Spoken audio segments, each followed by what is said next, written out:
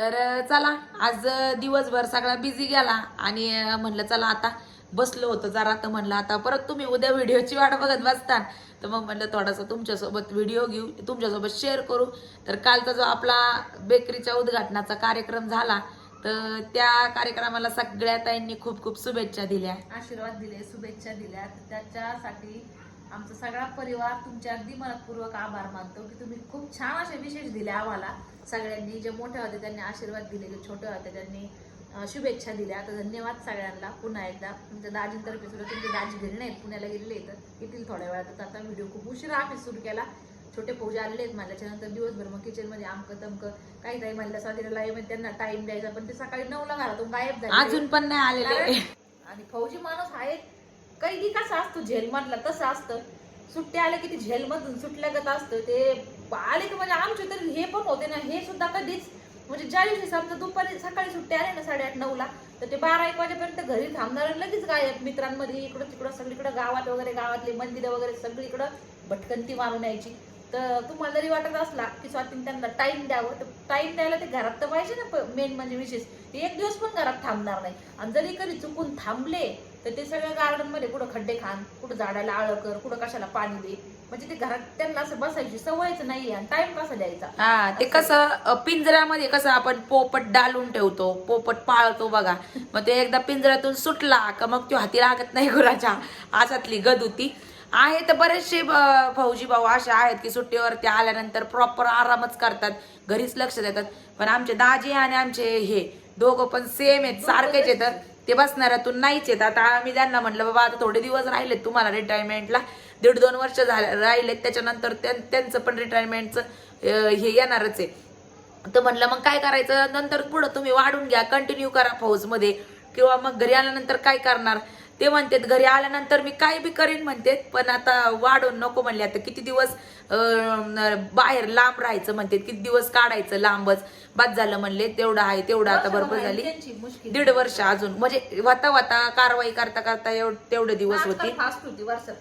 तर मग हा, आणि मग म्हणले की घरी आल्याच्या नंतर काय बी करीन. मी म्हणलं काही नाही केलं तरी चालेल, घरी आराम करा. नाही म्हणले आराम. दाजींना सुद्धा आता अजून म्हणतो आता जाऊ द्या, पेन्शन चालू आहे, सगळं चालू, एवढी धावपळ नका करू तुम्ही, जा पुण्याला, जा मुंबईला. 2 दिवस झाले का इतकी त्यांच्या जीवाची धावपळ होती. पण ते म्हणते आमचे कायम हे होतं, बास करा, स्टॉप करा. तरी बरेचसे काम मी घेऊ देत नाही, बास आहे तेवढंच. असं वाटतं लई पण धावपळ करून हे करून माणूस काय होतं शेवटी जगणं विसरायला लागतं, त्याच्याच मागं पळू. त्याच्यामुळे कुठेतरी आम्ही म्हणतो असं त्यांना. पण हा, पण ते म्हणतात आराम हराम आहे. आजच्या जीवनामध्ये जे आराम करीन आणि रात्रंदिवस बसून झोपा काढीन, तर त्याचं म्हणतात ते लवकर म्हणजे हातपाय आपण जेवढे आकडू आणि जेवढा आराम करू ना, तेवढी ती शरीराला सवय लागते म्हणले. आणि घरी करू बसून किती दिवस बसणार आहे म्हणते मी. तुम्ही मला 8 दिवस घरी ठेवून बघा म्हणते, कंटिन्यू टीव्ही बघणार, मोबाईल बघणार, दुसरं काय काम करणार आहेत म्हणते. मला जर घरी ठेवलं ना तर तुम्हाला मी कंटिन्यू किचन मध्ये उभा करीन म्हणते, सारखं काही ना काही बनवायला लावल. ते तुम्हाला पण एक परी ना, हा एक परी त्यांचं पण बरोबर आहे ताईंनो. कधी बघा आपलं ना कामामध्ये आपण बिझी असलो ना, की किती दुखलं ना तरी पण आपल्याला जर काम असलं ना, आपण म्हणतो जाऊ द्या मरू दे बाई, काम आहे एवढं झालंच पाहिजे. आणि त्या कामाच्या ह्याच्यामध्ये आपण आपलं दुखणं विसरून जातो. आणि तेच जर आहे ना आपण जर धरून बसलो ना, नुसतं पांघरून घेऊन झोपलं ना, तर ते अजून माणसाच्या अंगामध्ये मुरतं. आणि माझं दुखत आहे, बाई लय दुखत आहे, माझं दुखत आहे, कंटिन्यू तेच माणसाच्या डोक्यामध्ये. आणि ते दुखत आहे म्हणून कंटिन्यू डोकं दुखत राहणार. आणि तेच जर आपण कामामध्ये मन विरंगळलं ना, तर ते दुखणं लवकर बरं होतं. तर असं मत आहे. तर चला असो, जोपर्यंत साक्षात उदाहरण आहे घरामध्ये म्हणून तरी बरं आहे. म्हणजे आमचे बाबा अजून पण आम्ही किती म्हणलं ना, बाबा नका तुम्ही हिंडत जाऊ, फिरत जाऊ, लांब जात जा. ते म्हणतात जवळ हातपाय चालतात बाई तोपर्यंत चालवायचे. मी जर एका जागेवर बसलो का मग त्या हातापायांना पण सवय लागणार ना, शिरा आखडतात.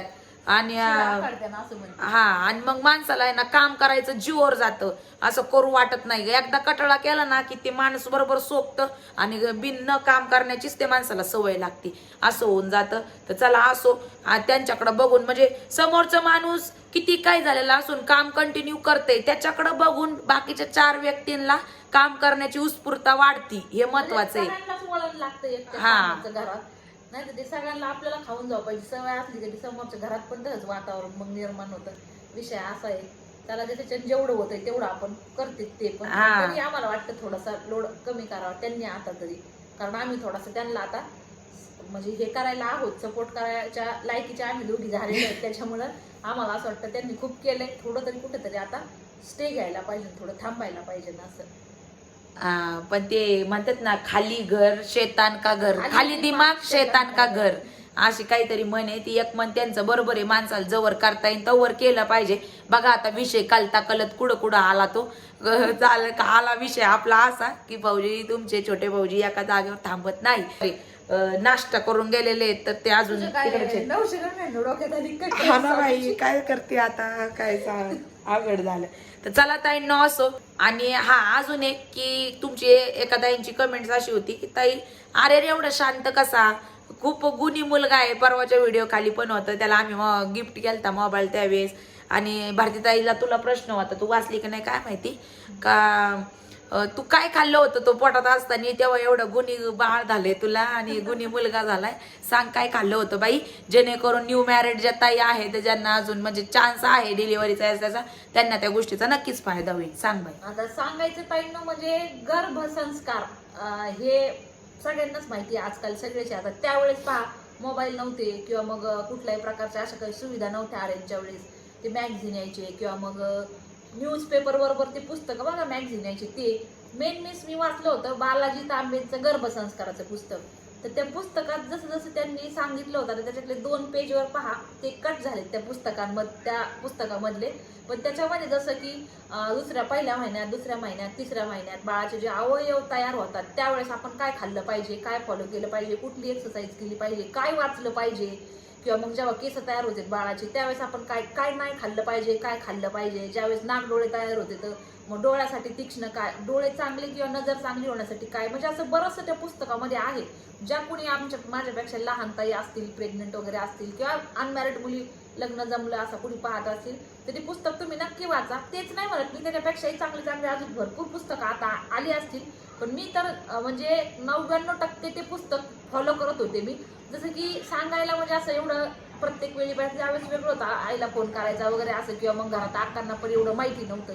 आणि मग त्या पुस्तकात रोज बरंचसं मी फॉलो करत करत मग चांगले चांगले देवाचे पुस्तकं वाच, शांततेमध्ये रुटीन सेट केलं होतं मी एक माझं, की जसं मला डॉक्टर सांगायचे हे खा ते खा तर ते मी माझ्या आहारामध्ये किंवा कशामध्ये इन्क्लूडच करायचे. मग झोपण्याचा टायमिंग, उठण्याचा टायमिंग सगळं असं व्यवस्थित त्या टायमाला शांत दिमागाने मी सगळं फॉलो केलं. हा, आणि सगळं काही टेन्शन नव्हतं, काय नाही.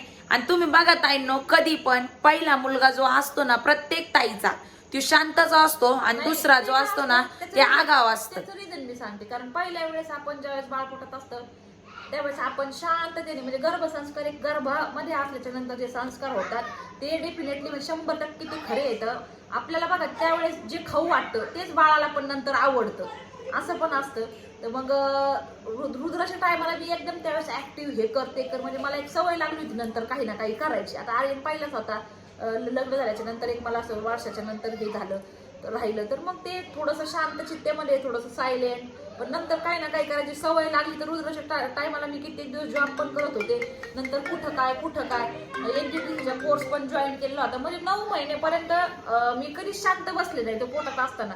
त्याच्यामुळे तो म्हणजे एकदम ऍक्टिव्ह आणि आगाव, म्हणजे काय म्हणतात ना त्याच्या थोडासा वेगळा, म्हणजे आपलं जसं आपण त्या पिरियड मध्ये वागतो तसंच ते मुलं सेम. तसंच ध्रुवाचं पण तसंच झालं, राहिल्यापासून ते शेवटपर्यंत कंटिन्यू किचन गार्डन वगैरे बरोबर होते. गुजरातला तर डिलिव्हरीच्या दिवसापर्यंत मी कंटिन्यू काम केलेलं आहे, असं का हे नाही उचलायचं ते नाही उचलायचं, हे नाही खायचं ते नाही खायचं ना. पण आर्यनच्या वेळेस सगळं केलं होतं मी, पण दुसऱ्या वेळेस काय माहिती मी काहीच नाही केलं. तर तसंच ते होत असतं. म्हणजे आपण जसं जेवढं आपण शांत राहू तेवढं मुलावरती पण तसाच परिणाम होते, आणि जेवढं आपण चपळ राहू त्याच्यामुळे ना. मग ताईंनो मी एक सांगते, माझं ध्रुवाच्या वेळेस तसंच झालेलं आहे. 9 महिने कंटिन्यू सोबत होते. त्यावेळेस पण केकचे क्लास घे, कुठं ट्युशन घे, कुठं काय घे, झोप कमी, फक्त आराम मात्र लय कमी केलेलं. त्याच्यामुळे माझा जरी पहिला ध्रुव असला तरी पण ध्रुव लय आगावे, अति चपळ आहे, अति चपळ. तर त्याच्यामुळं तर तुम्हाला जर कुणी म्हणजे आपल्या सबस्क्रायबर फॅमिली मधल्या काही ताई जर असल्या तर शांत राहा, काहीच करू नका. जेवढं करता येईल तेवढं होता होईल तेवढा जास्तीत जास्त आराम करण्याचा प्रयत्न करा. म्हणजे बरोबर सगळं होतंय, बाकी काही नाही. तर चला असो. त्याच्यानंतर बघा एका ताईंनी मस्त अशी बघा हे रांगोळी आणि ते पाठवलेलं आहे. तर हे पहा, अशा पद्धतीच्या रेडीमेड रांगोळी त्यांनी पाठवलेली आहे पहा. हे छान आहे, असं दिवा वगैरे ठेवायला किंवा ताट ठेवायला, दिव्याला सुंदर आहे हे समईच आहे. हा, समई आहे. आपण समई इथं ठेवतो ना, तर इथं समईच्या साईडनी पूर्ण अशी रांगोळी येते आणि आपल्या याच्यावर हे केलं असं सर्कल तर दोन्ही होऊन काही जाईल. पण होऊ शकतं. मस्त आहे. तर माधुरी जगताप ताई आहेत त्या, त्यांनी अगोदर पण आपल्याला पाठवलं होतं मागच्या वर्षी पण. हे पहा किती सुंदर अशी पहा साक्षात जगदंबे मातेचा बघा, साक्षात देवी आईचं रूप याच्यामध्ये आले. तर हे गौरी पूजनाच्या वेळेस वगैरे आता हे काम येणार आहे बघा. खूप सुंदर पद्धतीने भरपूर मोठं म्हणजे बनवून दिलंय त्यांनी. तरी आता तेव्हाच नथ कामाला वगैरे पण घातलेली आहे, फिनिशिंग आहे कामाला. त्यांचा नंबर पहा, माधुरी जगताप त्या ताईंचं नाव आहे. तुम्हाला जर ऑर्डर करायचं असेल तर तुम्ही त्यांच्याकडनं डिस्क्रिप्शन मध्ये देतो, कमेंट बॉक्स मध्ये नको, डिस्क्रिप्शन मध्ये देतो. तर ज्यांना कुणाला पाहिजे असेल तर घेऊ शकता ताईंनो. त्या दिवशी माझ्याकडून चुकून नंबर द्यायचा राहिला तर हा कॉर्नर रांगोळी बघा, कॉर्नर मध्ये आपण ही रांगोळी ठेवू शकतो. तशा पद्धतीने ही कॉर्नरला खूप सुंदर दिसणार आहे बघा. किंवा याच्यावरती एखादी कुंडी मांडली या गोल सर्कल वरती आणि पुढं तरी पण छान दिसणार आहे. आता ताट, नैवेद्याचं ताट काही ठेवू शकतो आपण, दिवा पण ठेवू शकतो, काही आपल्या वापर करण्यावरती आहे. आणि भरपूर मोठी साईज आहे बरं, काही खूप मोठी साईज आहे. तर त्याच्यामुळे याच्या साईजच्या अकॉर्डिंग नेमकं आहे ना, त्यांचा आपण नंबर दिलता आणि त्यांचा फोनच खराब झालता. बऱ्याच ताईंनी फोन लावले पण त्यांना म्हणजे हे नाही झालं, कॉन्टॅक्ट झालं नाही त्यांच्याशी. तर त्यांनी आता परत पाठवले. ज्या कोणी ताईंना ऑर्डर करायचं असेल तर तुम्ही त्यांच्याकडनं घेऊ शकता. ह्या रांगोळी खूप छान आहे, मागच्या त्यांनी छान फुलं वगैरे पाठवली आहे ना त्यांचेच होते ते. तर याच्यामध्ये भरपूर व्हरायटी आहे, कलेक्शन पण भरपूर आहे वेगळं वेगळं. तुम्ही त्या नंबरवरती मेसेज करून ते तुम्हाला फोटोज टाकतील, तुम्हाला काय पाहिजे ते तुम्ही ऑर्डर करू शकता. आता कसे घाईच्या कामाला रांगोळी एवढी काढायची म्हणल्यावर अशा प्रकारच्या रांगोळ्यांना टाइम द्यावा लागतो.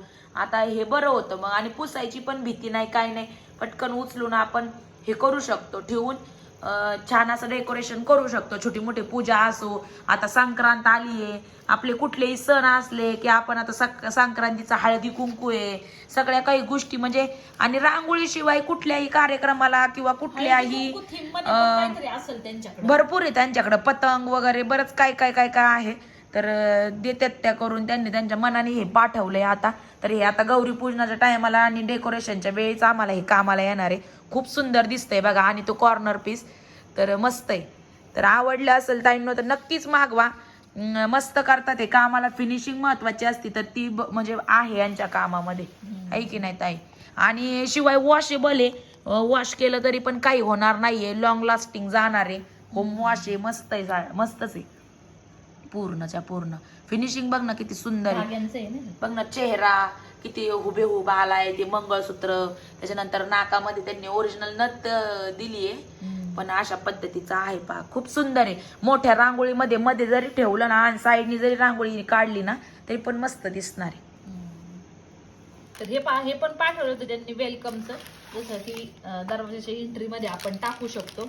आणि आता संक्रांती स्पेशल पहा, हळदी कुंकासाठी छान असं जर डेकोरेशन करायचं असलं तर त्यांनी हे सुद्धा पहा, हळदी कुंकाचं किती सुंदर असं करून पाठवले. हे त्या दिवशी मी दाखवलं पण माझ्याकडून आहे ना चुकून त्यांचा नंबरच द्यायचा राहिला, तर त्याच्यामुळं बघा हे अशा पद्धतीची रांगोळी बघा किती सुंदर दिसते. आणि हे असं थोडस असं हे ठेवून साईडने जरी डेकोरेशन केलं तरी छान दिसणार आहे ना हळदी कुंकाला.